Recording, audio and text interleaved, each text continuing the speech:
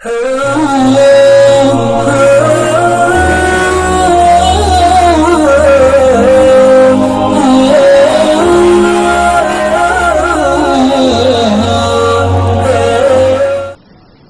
بن سعد رضی اللہ تعالی عنہ، انہیں حمص کا عامل بنایا حضرت عمر رضی اللہ تعالی عنہ۔ ایک سال گزر گیا، کوئی خیر خبر ہی نہیں کہ یہ گورنر صاحب، حاکم صاحب، انہوں نے وہاں کیا کیا۔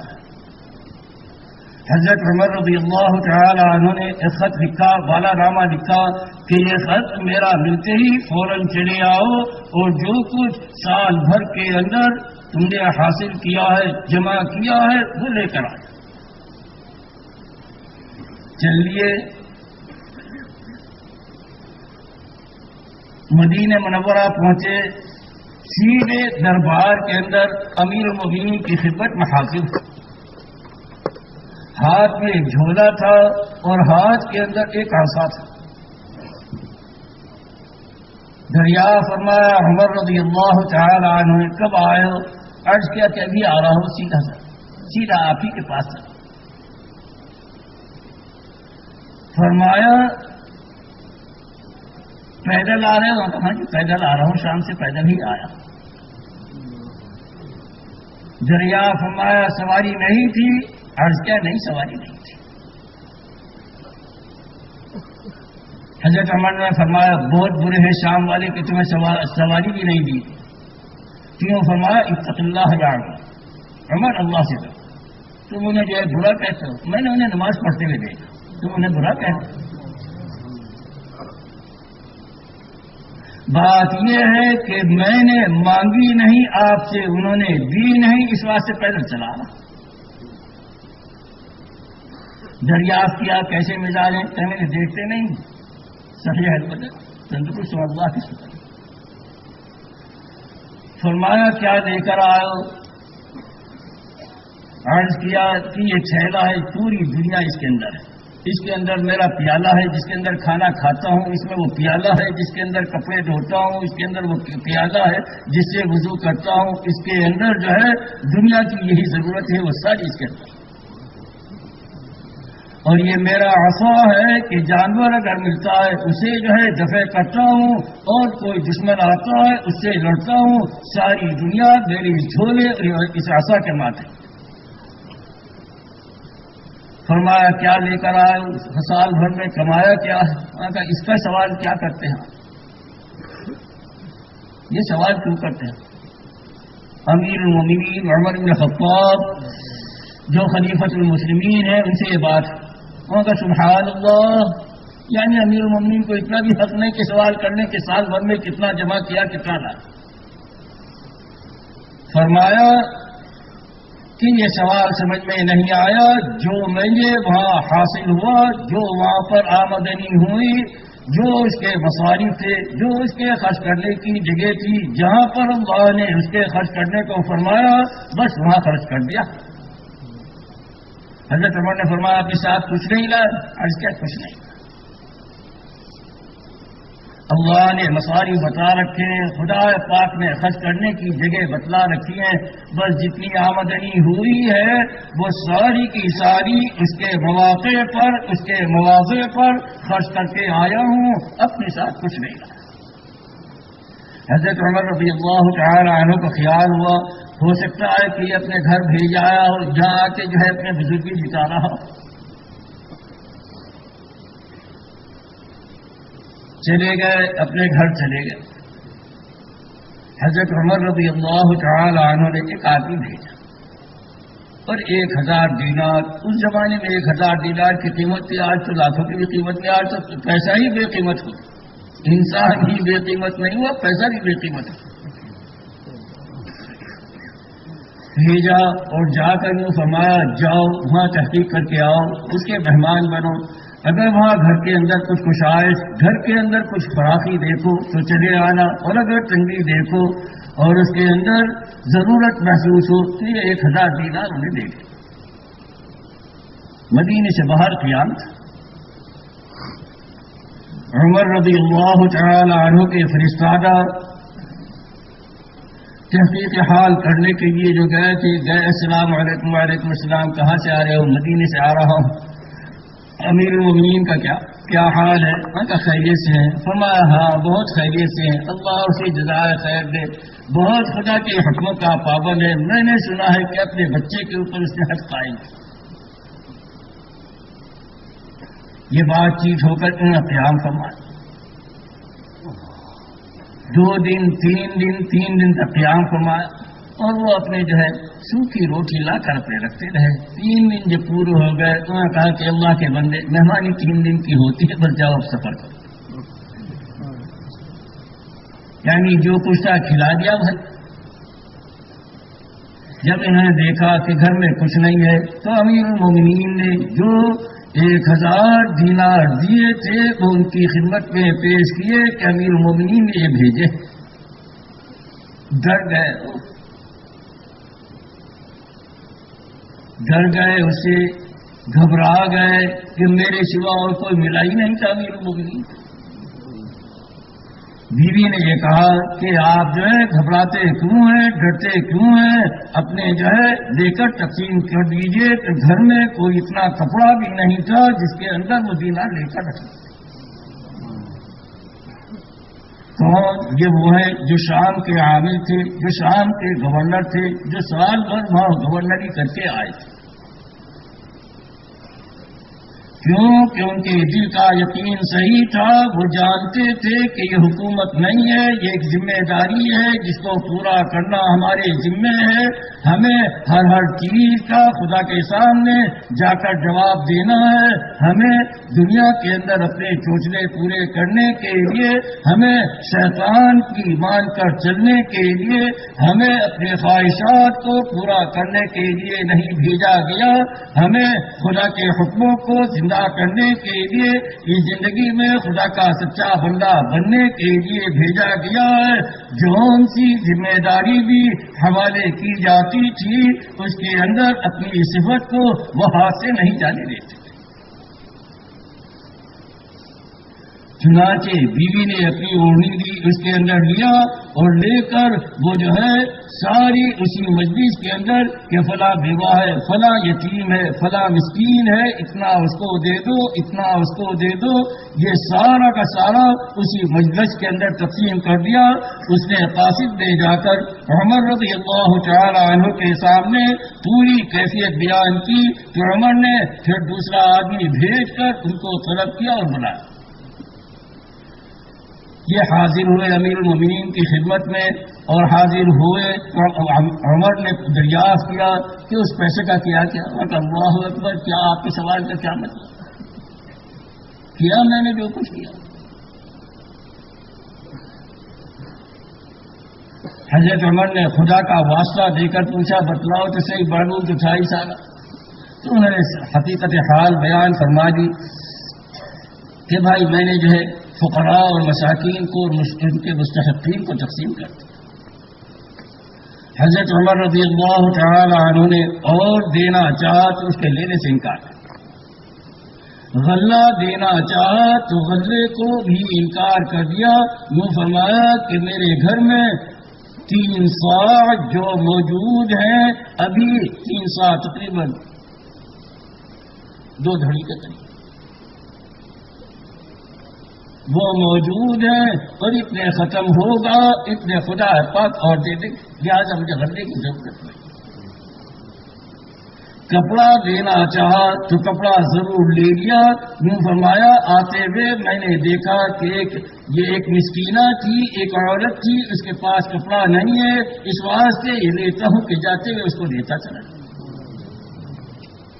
یہ کون؟ یہ وہ جو حمص کے عامل تھے، یہ وہ کون جنہیں حضرت معاویہ رضی اللہ تعالی عنہ کے مقام پر انہوں نے گورنر بنایا۔ تشریف لے گئے، چند دنوں کے بعد انتقال ہو۔ عمر رضی اللہ تعالی عنہ نے یوں فرمایا بھائی تمنا کرو تمنا۔ کسی نے تمنا کی کہ خدا پاک مجھے دولت دے تو میں جو ہے اتنے غلام آزاد کروں۔ کسی نے تمنا کی خدا پاک مجھے ہمت دے تو حاجیوں کو زمزم پلاؤں۔ کسی نے کچھ تمنا کی، کسی نے کچھ تمنا کی۔ حضرت عمر رضی اللہ تعالی عنہ نے یوں ارشاد فرمایا، میری تمنا تو یہ ہے کہ مجھے گھر بھر ایسے آدمی ملے جیسے یہ اللہ کا بندہ تھا، کسی کو اس ملک میں بھیجو، کسی کو اس ملک میں۔ میرے عزیزوں اور دوستوں، جب آدمی کے اعمال بنتے ہیں تو وہ اس سے دنیا کے اندر جاتا ہے، اعمال اس کے مطابق ہو جاتے ہیں، پھر کائنات کی ساری چیزیں ایسے بندے کے فرما بردار تابع دار اور ایسے بندے کے کام آنے لگتی ہیں، ظاہر کے حالات کے خلاف اس کے لیے ایسی جگہ سے اللہ کی مدد ظاہر ہوتی ہے جہاں اس کا وہم بھی نہیں جاتا، جہاں اس کا گمان بھی نہیں۔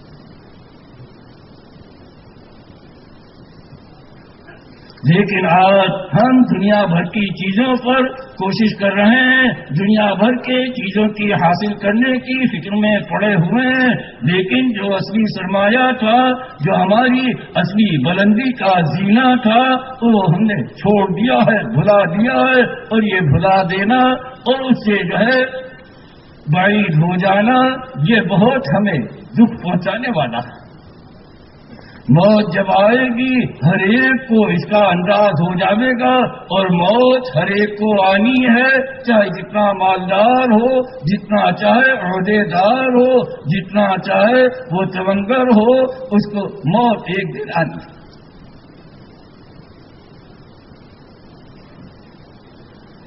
میرے عزیزوں اور دوستوں، بس آج پوری انسانیت کی، آج پوری آدمیت کی اصلی ضرورت کیا ہے کہ وہ اپنے دل کے یقین کو صحیح کرے، جس سے اس کے اعمال صحیح ہو، جس سے آدمیت زندہ ہو، جس سے انسانیت کا دور دورہ ہو، جس سے دنیا کی زندگی کے اندر بھی امن و امان، چین و سکون آئے، اور آخرت کی زندگی وہ بھی سدھر جائے، جس سے خدا راضی ہو جائے، جس سے ہم انسان بن جائیں۔ آج تو ہماری انسانیت جو ہے اس کے بھی لانے پڑے ہوئے ہیں، آج آدمیت کا بھی جنازہ نکلا ہوا۔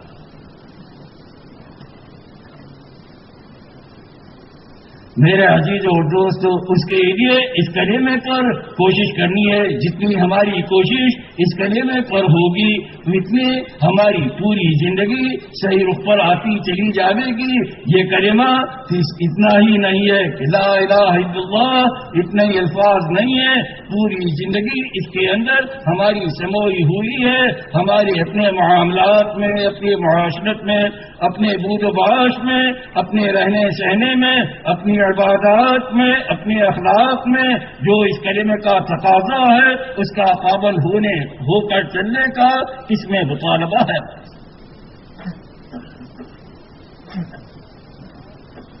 اگر ہم حلال کو حلال نہیں سمجھتے، حرام کو حرام نہیں سمجھتے، تو ہم نے اس لا الہ الا اللہ کے تقاضے کو نہیں سمجھا، اس کے مطالبے کو ہم نے نہیں سمجھا۔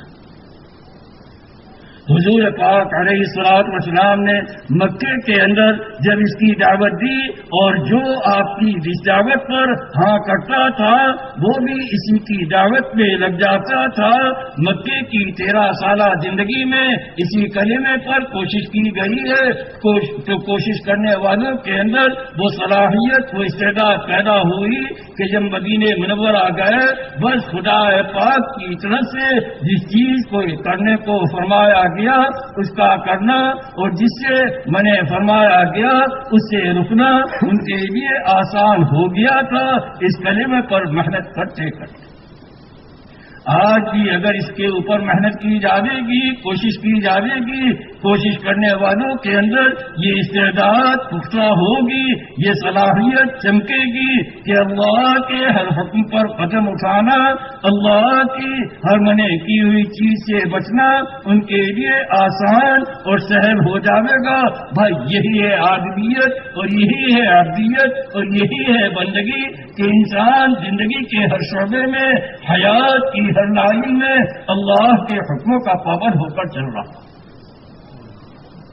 اور خدا پاک کا ہر ہر حکم اپنے اندر ایک رحمت لیے ہوئے خدا پاک کے ہر ہر حکم کے اندر انسانوں کے لیے منفعت ہے، فائدہ ہے، جیسا کہ خدا کے ہر ہر حکم کے ٹوٹنے کے اندر ایک نحوست ہے اور انسانوں کے لیے ایک پریشانی۔ جتنی اس کے اوپر کوشش کی جائے گی، جتنی اس پر محنت کی جائے گی، جتنے احکامات خدا بندیاں ہماری زندگیوں میں زندہ ہوں گے، انسانیت کی بلائیں اور آدمیت کی پریشانیاں جتنی دور ہوں گی، دنیا کے اندر بھی اور آخرت کے اندر تو سارا مدار ہی ایمان والی زندگی اور کلمہ والی زندگی۔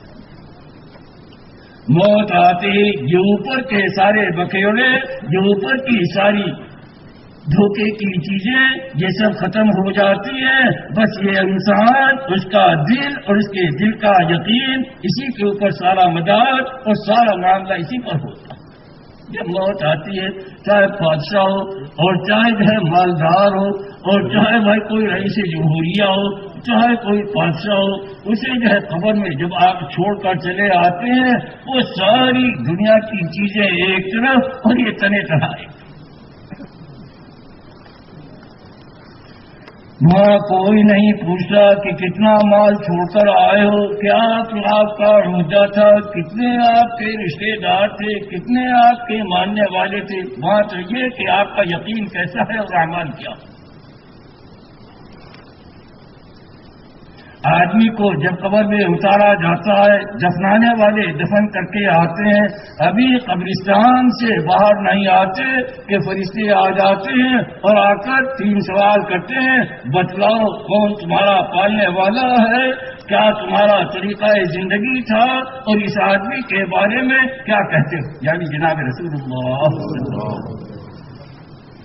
دنیا کی زندگی جس کی خدا پاک کے ساتھ کے صحیح یقین میں گزری ہوگی، دنیا کی زندگی جتنی خدا کے حکموں کے مطابق گزری ہوگی، دنیا کے اندر زندگی میں جتنی نبی پاک علیہ الصلوۃ والسلام کی سنتوں کو اپنایا گیا ہوگا، جتنا اس کا جواب صحیح ہوگا، تینوں باتوں کا صحیح جواب۔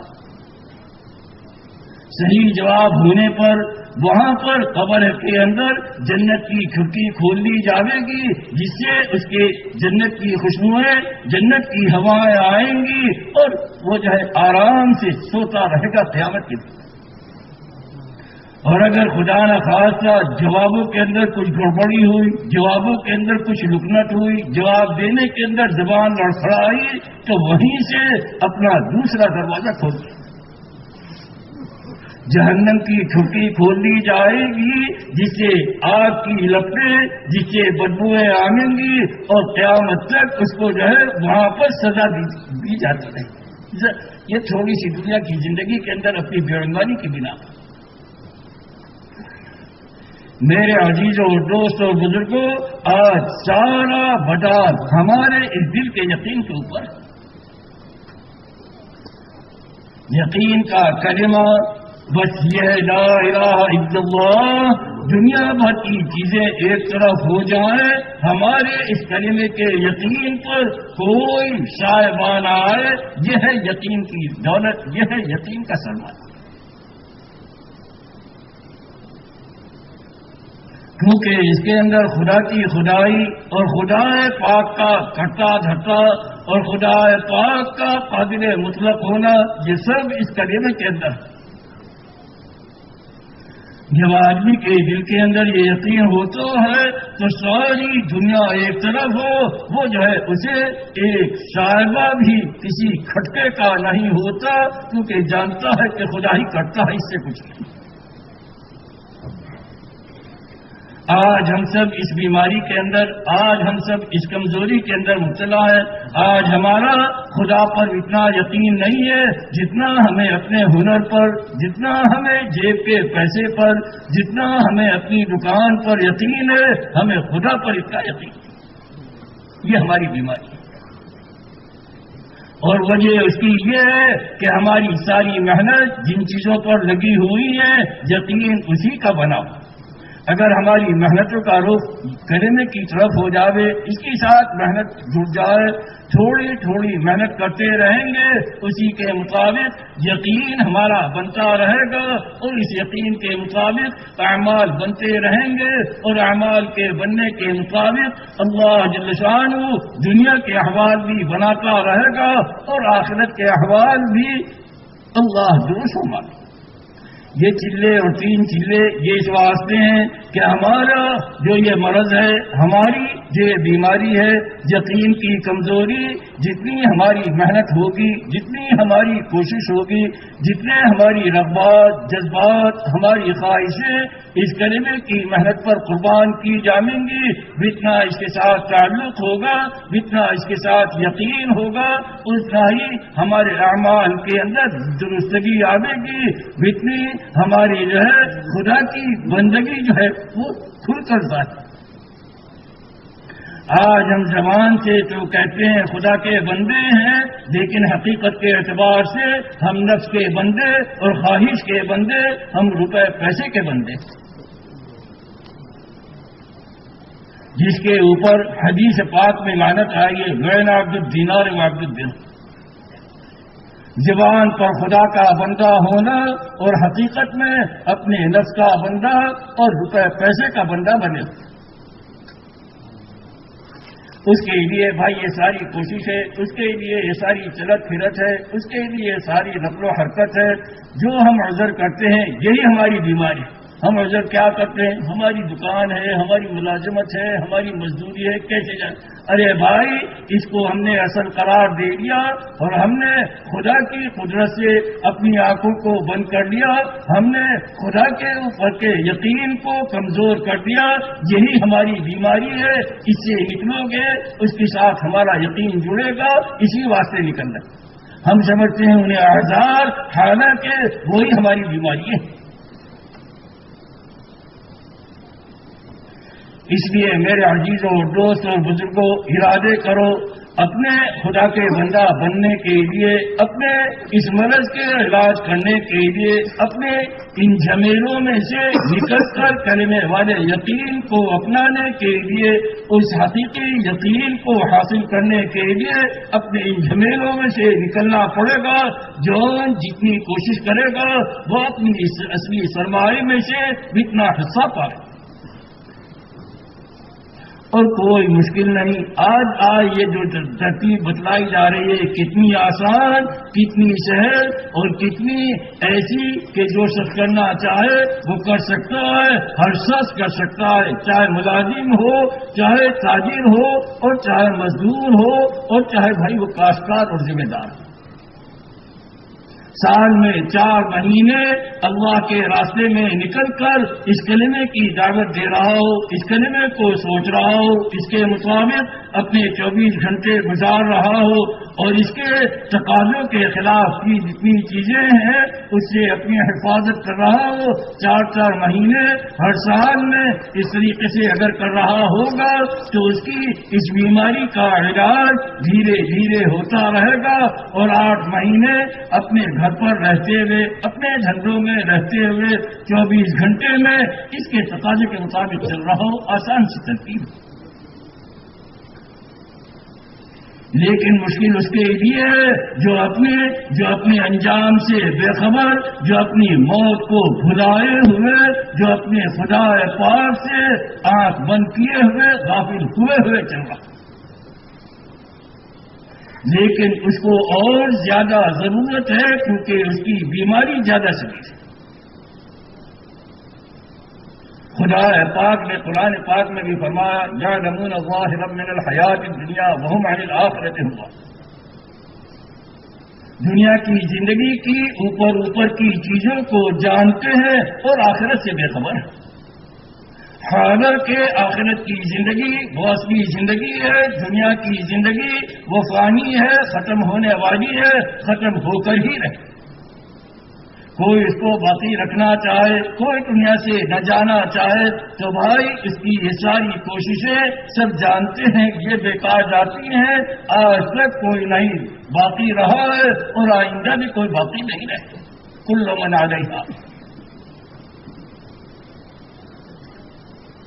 سمجھداری کی بات، عقل مندی کی بات یہ ہے، جو چیز آنی ہے اس کی تیاری کرنی ہے۔ ہم ذرا سا سفر کرتے ہیں، کتنی تیاری کرتے ہیں، وہ اگلا سفر ہمارے سامنے ہے اور معلوم نہیں کس کو کس دن جانا پڑ جائے گا، کسی کو معلوم نہیں۔ سمجھداری کی بات یہ ہے کہ آدمی اس کے لیے تیار رہے، آدمی اس کا سامان محفوظ رکھے، اور اس کا سامان یہ ایمان، یہ یقین، یہ اعمال ہی، اسے پیچھے ڈالنا، اپنے دنیا کے جھمیلوں کو آگے رکھنا، یہ ہماری ناسمجھی اور عاقبت نااندیشی کی بنا پر۔ اس لیے میرے عزیز اور دوست اور بزرگوں، جو آسان سی ترتیب ہے، سال میں 4 مہینے اور 8 مہینے میں اپنے مشغلوں کے ساتھ مقام پر رہتے ہوئے عمل کرتے رہیں، دنیا کی زندگی میں بھی خدا پاک عافیت نصیب فرمائیں گے، آخرت کا سامان جو ہے وہ بھی ہمارے ذخیرے میں جمع ہوتا رہے۔ اب فرماؤ اس کے لیے کون تیار ہے؟ ہمت کی بات ہے اور کچھ نہیں، کرنے والے صرف خدا پاک ہے۔ نسل اللہ پانچاہ، اللہ کو بھولے، اللہ نے اپنی جانوں کو بنا دیا، وہاں پر کوئی ہاتھ پکڑنے والا نہیں، یہی اپنا سرمایہ ہوگا، یہی اپنا جو ہے ذخیرہ ہوگا، جتنا ہم کر لیں، اور جسے ہم ذخیرہ سمجھے ہوئے یہ سب چھوڑ کر چلے جائیں، سب چھوڑ، چاہے دکانیں ہو اور چاہے جو ہے کمپنی ہو۔ غلط روشوں کو صحیح روش سے مبدل فرماوے، خدا پاک یقین کی صحیح دولت نصیب فرماوے، خدا پاک حیات کا صحیح حیات کا مزہ نصیب فرماوے۔ اللہ جل شانہ کا وعدہ ہے لنحیینہ حیاتا طیبہ، مزیدار زندگی۔ آج زندگیوں کے مزے نہیں، زندگی آج جو ہے مصیبت بنی ہوئی ہے، اجیرن بنی ہوئی، حیات کی لذت اس کا پتہ ہی نہیں۔ بھائی ایک بات یہ کہ بھائی جن بھائیوں نے ارادے فرمائے ہیں اور نام لکھائے ہیں، اللہ ان کے ان ارادوں کو قبول فرماوے۔